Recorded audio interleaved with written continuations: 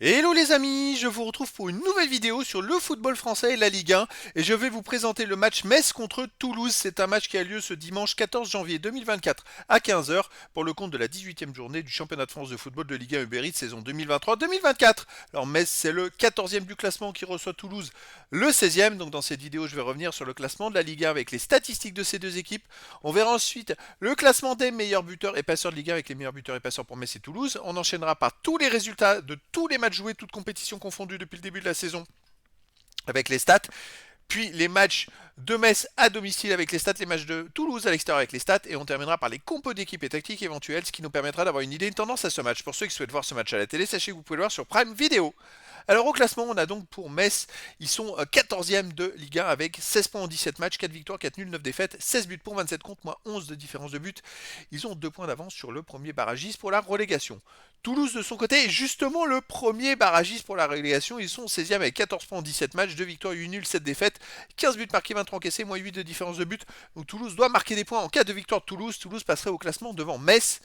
Et donc c'est vraiment un match très important pour les deux équipes. Au niveau des buteurs, pour Toulouse, on a Dalinga avec 5 buts, Magri 4. Après pour Metz, on a Sabali 3, pour Toulouse, Abouklal 3, pour Metz, Jalot 3. Et après, il y a plein de joueurs à 2 buts et 1 but pour les deux équipes. Pour les passeurs décisifs, on a Udol de Metz avec 4. Et puis pour les Toulousains, les meilleurs, c'est Caceres, Gelabert et Suazo avec 2. Et après, il y a d'autres joueurs à 2 passes et une passe pour les deux équipes. Les résultats, toutes compétitions confondues. Alors Metz, c'est pas terrible en ce moment, ça va pas super. Sur 24 matchs joués, c'est 8 victoires, 7 nuls, 9 défaites, 28 buts pour, 31 contre, moins 3 de différence de but. Surtout, il reste sur 5 matchs de suite sans victoire. Alors, c'est vrai que bon, il y a eu le match nul en Coupe de France, un but partout contre Clermont, mais sinon les 4 matchs avant, ils ont fait 4 défaites de suite en Ligue 1, et c'est pour ça qu'ils ont un peu chuté au classement, et que ça devient compliqué. Ils sont presque proches de des places de relégation. Alors avant ces 4 défaites, ils avaient enchaîné 4 matchs, où ils avaient fait 2 nuls de victoire, et avant 4 autres défaites. C'est-à-dire que ils ont une irrégularité, enfin une régularité par période. Avant, c'était 4 matchs sans défaite également. C'est assez étrange les résultats de Metz. Toulouse, de son côté, sur cette saison, c'est 30 matchs joués, 8 victoires, 11 nuls, 11 défaites, 33 buts pour, 44 contre, 11 de différence de but. Toulouse fait des exploits de temps en temps. C'est-à-dire qu'ils ont été capables de battre à domicile Liverpool. Ils se sont qualifiés d'ailleurs en C3, en Coupe d'Europe. C'est vrai que c'est une équipe qui est capable de faire des résultats, capable de jouer et de surperforer sur quelques matchs. Mais une équipe qui se retrouve malheureusement barragiste. Est-ce qu'il n'y a pas eu trop de matchs pour eux cette saison? C'est peut-être la question.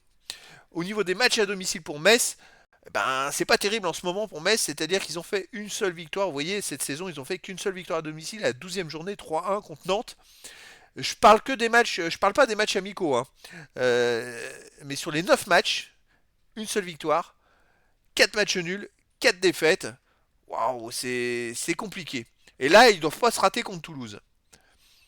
Toulouse de son côté, cette saison, c'est 15 matchs joués à l'extérieur, 3 victoires, 4 nuls, 8 défaites, 15 buts pour, 29 contre, moins 14 de différence de but, mais surtout ils restent sur 2 victoires de suite à l'extérieur, après avoir enchaîné une bonne dizaine de matchs sans gagner, où ils ont gagné à Linz en Coupe d'Europe et 3-0 à Chambéry en Coupe de France. Ça peut être bon pour le moral, ça peut vraiment leur donner une bonne impulsion. Au niveau des compos d'équipe et tactique, pour Metz, ça serait du 4-2-3-1 avec gardien Oukidja.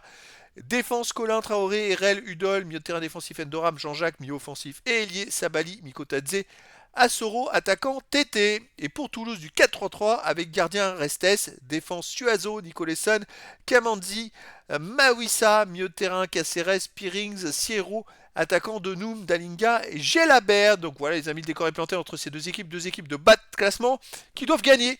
Metz doit gagner pour empêcher Toulouse de revenir sur eux. Toulouse doit gagner pour sortir de la zone rouge.